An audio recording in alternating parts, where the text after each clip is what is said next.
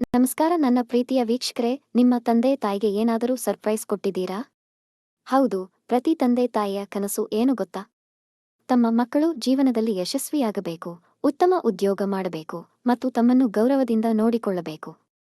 ಆದರೆ ಈ ಕತೆ ಕೇವಲ ಯಶಸ್ಸಿನ ಬಗ್ಗೆ ಅಲ್ಲ, ಇದು ಋಣ ತೀರಿಸುವ ಒಬ್ಬ ಮಗನ ಮನಸ್ಸಿನ ಮಾತು. ಇಲ್ಲಿ ಒಬ್ಬ ಸಾಧಾರಣ ವಾಚ್ಮ್ಯಾನ್ 1995ರಲ್ಲಿ ನವದೆಹಲಿಯಲ್ಲಿ ತನ್ನ ಶ್ರಮದಿಂದ ತನ್ನ ಕುಟುಂಬವನ್ನು ನಿರ್ವಹಿಸುತ್ತಿದ್ದರು. ಅವರ ಕನಸು ಏನು ಗೊತ್ತಾ? ತಮ್ಮ ಮಗನಿಗೆ ಉತ್ತಮ ಶಿಕ್ಷಣ ನೀಡುವುದು.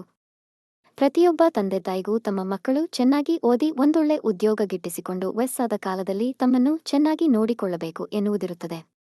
25 ವರ್ಷಗಳ ನಂತರ ಈ ವಾಚ್ಮ್ಯಾನ್ ಮಗ ಚೆನ್ನಾಗಿ ಓದಿ ಒಬ್ಬ ಯಶಸ್ವಿ ಉದ್ಯೋಗಿ ಆಗಿ ಬೆಳೆದಿದ್ದ. ಆದರೆ ಮಗನಿಗೆ ಒಂದು ಮಾತು ಸದಾ ಕಾಡುತ್ತಿತ್ತು. ಅಪ್ಪನಿಗೆ ನಾನು ಏನು ಮಾಡಿದರೂ ಅವರ ಶ್ರಮಕ್ಕೆ ತಕ್ಕ ಪ್ರತಿಫಲ ನೀಡಲು ಸಾಧ್ಯವಿಲ್ಲ.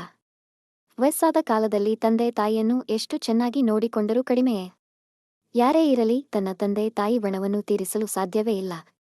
ದೆಹಲಿಯ ಆರ್ಯನ್ ಮಿಶ್ರಾ 1995ರಿಂದ 2000ರವರೆಗೆ ಐಷಾರಾಮಿ ಹೋಟೆಲ್ನಲ್ಲಿ ವಾಚ್ಮ್ಯಾನ್ ಆಗಿ ಕೆಲಸ ಮಾಡಿದ್ದ. ತಮ್ಮ ತಂದೆಯನ್ನು 25 ವರ್ಷಗಳ ನಂತರ ಅದೇ ಐಷಾರಾಮಿ ಹೋಟೆಲ್ಗೆ ಊಟಕ್ಕೆ ಕರೆದುಕೊಂಡು ಹೋದರು.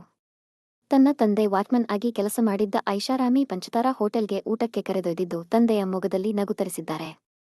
ಒಬ್ಬ ವಾಚಮನ್ ಆಗಿ ಕೆಲಸ ಮಾಡಿದ ಹೋಟೆಲ್ನಲ್ಲಿ ಇಂದು ಒಬ್ಬ ಕಸ್ಟಮರ್ ಆಗಿ ಬಂದಿರುವುದು ಸಂತಸ ತಂದಿದೆ.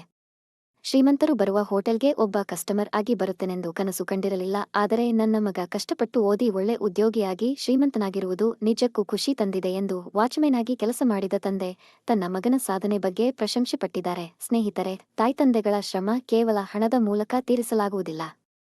ಈ ಕತೆ ನಿಮಗೂ ಪ್ರೇರಣೆ ನೀಡಿದೆಯಾ? ನಿಮ್ಮ ಅಪ್ಪಅಮ್ಮನನ್ನು ಗೌರವಿಸಲು ನೀವು ಮಾಡಿದ ಕ್ಷಣಗಳನ್ನು ಕಮೆಂಟ್ ಮೂಲಕ ಹಂಚಿಕೊಳ್ಳಿ. ಇಂತಹ ವಿಷಯಗಳನ್ನು ತಿಳಿಯಲು ನಮ್ಮ ಈ ವಿಡಿಯೋಗೆ ಲೈಕ್ ಮಾಡಿ ಹಾಗೂ ನಮ್ಮ ಕರ್ನಾಟಕ ಕನ್ನಡ ಟಿವಿ ಯೂಟ್ಯೂಬ್ ಚಾನೆಲ್ಗೆ ಸಬ್ಸ್ಕ್ರೈಬ್ ಆಗಿ. ಧನ್ಯವಾದಗಳು. ನಾನು ನಿಮ್ಮ AI ಆಂಕರ್ ರಮ್ಯಾ.